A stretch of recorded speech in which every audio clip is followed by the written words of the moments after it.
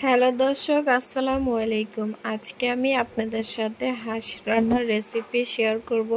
তো দেখো, হাঁসের গায়ে আমি একটু হালকা হলুদ মেখে নিয়ে আমি আগুনে গ্যাসে পুড়িয়ে নিতেছি। এভাবে একটু হলুদ মেখে পুড়িয়ে নিলে দেখতে অনেকটা সুন্দর দেখায়। আমি হাঁসগুলো কিন্তু নিজের হাতে আমি কোনো ড্রেসিং করে আনি নেই, বাসায় নিয়ে আসার পরে হাতে বেছে পরিষ্কার করে নিয়েছি। আর দেখো, এখানে একটা কড়াই বসিয়ে দিয়েছি। এখানে সয়াবিন তেল দিয়ে পেঁয়াজটা ভেজে নেওয়ার পরে, বেশি না হালকা ভেজে নেওয়ার পরে এখানে আদা রসুন বাটা দিয়ে দিলাম। তোমরা ভিডিওতে দেখতে পাচ্ছ পরিমাণ মতো দিলাম, তোমরা দেখতে পাচ্ছ। তারপরে এখানে হলুদের গুঁড়া, মরিচের গুঁড়া, ধনিয়ার গুঁড়া, জিরার গুঁড়া। তারপর এখানে কিন্তু আমি যে কালো সাদা যে গোলমরিচ, এগুলো আমি গোলমরিচের গুঁড়া এগুলো দিয়ে দিচ্ছি। এখানে কিন্তু আমি এলাচি, দারচিনি, তেজপাতা দিচ্ছি, ওইটা ভিডিও করতে আমি ভুলে গেছিলাম।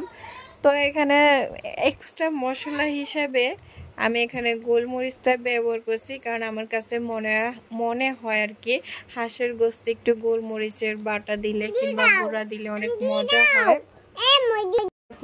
এখানে মশলাটা ভালোভাবে কষিয়ে নিয়ে আমরা সাধারণত গরু মাংস, মুরগির মাংস যে মশলাগুলো দেই, এই সব মশলা দিয়ে ভালোভাবে আমি কষিয়ে নিয়েছি। এক্সট্রা শুধু এখানে গোলমরিচের গুঁড়াটা দিছি। তো তরকারিটা আমি এখানে কোনো আলু দিব না, একটু ভুনা ভুনা করে রান্না করব। দেখতে পাচ্ছ এখানে পুরো একটা হাঁস নিয়েছে। তো হাঁসটা ভালোভাবে কষিয়ে নেওয়ার পরে আমি তোমাদেরকে দেখাবো কালারটা কতটা লোভনীয় একটা কালার চলে আসে। তো তোমাদের কাছে যদি আমার এই হাঁস রান্নার ভিডিওটা যদি ভালো লাগে, প্লিজ আমার চ্যানেলটা সাবস্ক্রাইব করো, কমেন্ট করো, লাইক করো, শেয়ার করো। আশা করছি তোমাদের কাছে ভিডিওটা ভালো লাগবে। তো দেখো, আমার হাঁসটা প্রায় অনেকখানি কষানো হয়ে গেছে। হ্যাঁ, আমি এখানে হাঁসটা কষিয়ে কিন্তু সামান্য পরিমাণে পানি দিয়ে দিয়েছিলাম।